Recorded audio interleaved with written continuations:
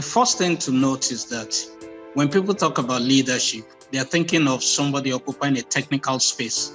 So, for example, in an advertising agency, you are talking about maybe the lead in terms of copywriting, or the lead in terms of management and all those things. But what you need to learn is that as you arise, as your company matures, in fact, from inception, you're going to find out that you have three roles in the organization. The first one is the technical, of course, because nobody respects you when you have no technical contribution to the organization. Nobody will respect you if you are just a talker who can't contribute anything meaningful to your organization. So it's always good to have a technical skill, when you are heading an organization. But there are two important roles apart from the technical. The first of these roles is what you call the spiritual role of the leader of the organization, in terms of leadership of the organization. And the spiritual role is not in terms of spiritism, but in terms of the values of the organization, the ethos of the organization, the culture of the organization. You have to be the embodiment of that. And people look at you and get your body language as to how the organization runs. Let me give you an example. If you're used to dipping your hands into the accounts of the company or dipping your hands into the money of the company, you send a message into the system and everybody can dip their account. So it's going to be very hard to catch a thief.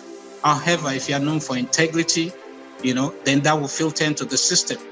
Therefore, you become the guardian, the spiritual guardian of the organization in terms of, which means, of course, I'm expecting that you'll have defined the values of the organization and that you'll have defined the ethos of the organization and the culture of the organization. Incidentally, the values is at the base because it informs the culture and the ethos.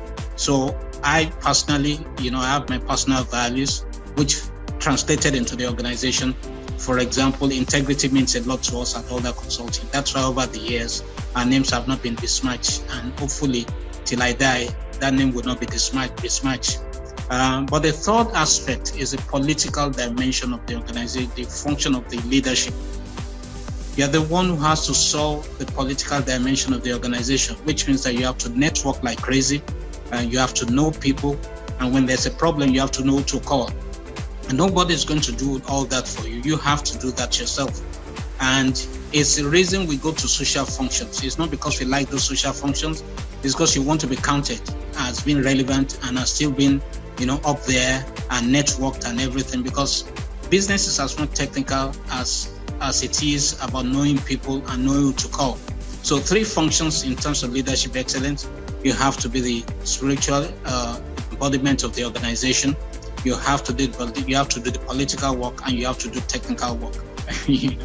A client called us and said they had a bank, they had problems, but nobody could pinpoint what the problem was, but they knew they were having problems. And they called us. They are called in the big consulting organizations, the management consultants, and they could not pinpoint what the issue was. So they came to us and said they had a problem. And then what was the problem? They had things were going wrong, but they couldn't pinpoint exactly what the issue was. So what we did was that we took the third mainland bridge and dimensioned the third mainland bridge as a system. So, in any system, you have input, you have throughput, you have push-put, you have output, and all those things. So we imagine that you come in at one end, that's input. All the cars that are coming in at one end, that's input. And by the time they exit on the other end, that's output, And we asked ourselves, what are the causes of inefficiencies on third mainland bridge? And we identified about 8 or 9 and categorized them, and then applied them to the organization. And then we popped all the charts and everything, and all the problems were just popping up. And it was shocking to the client. Why were we able to do that multidisciplinary approach? And I also add something. The logical implication of that is that nobody can tell you how to determine the departments that are in your organization. So I know that there are all these prescriptions about there has to be a copywriting department, there has to be we don't have any of those departments in Alder, because that's not what our clients need. Our clients don't care who is a copywriter, our clients don't care who is a graphic artist and everything. For example, sometimes when we have design, the people in technology help us do design because they can visualize some things. And the solution may not come from the graphic designers. The most important thing is to deliver a solution to the client that suits the imperatives of the client, and that's what matters. The client must always be at the center of your consideration. The first thing is that whatever you are proposing has to be something that is so well thought out and so strong and so powerful that the first person that you show that thing to has no option but to escalate things and take things up. And you got to be bold enough to walk enough to a minister and say that I have this presentation.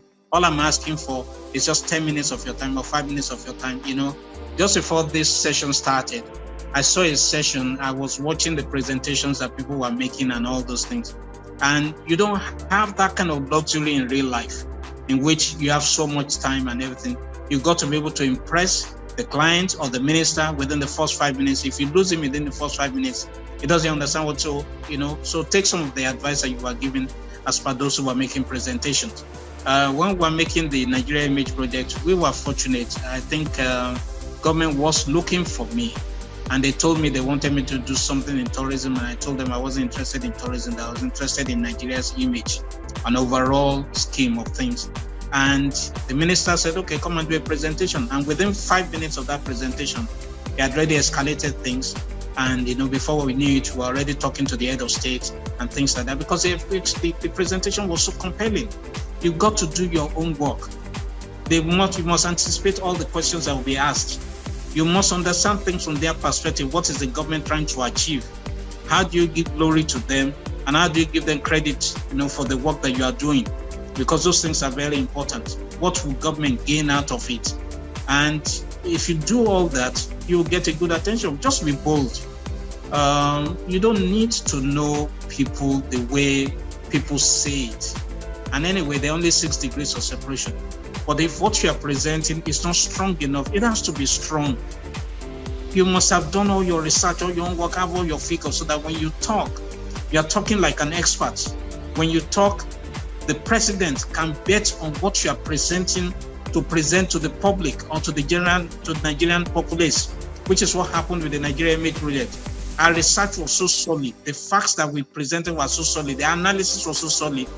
I remember that's how I got to even meet many ministers and became friends with many other ministers, because it was so solid. The thing is that most people are trying to do half job. They are hoping that government will supply the other half, or they plan to supply the other half. No, you are the consultant. You have to provide a total solution. And when the people know that you know what you are doing, then they will give it to you. That's been my approach. That is still my approach.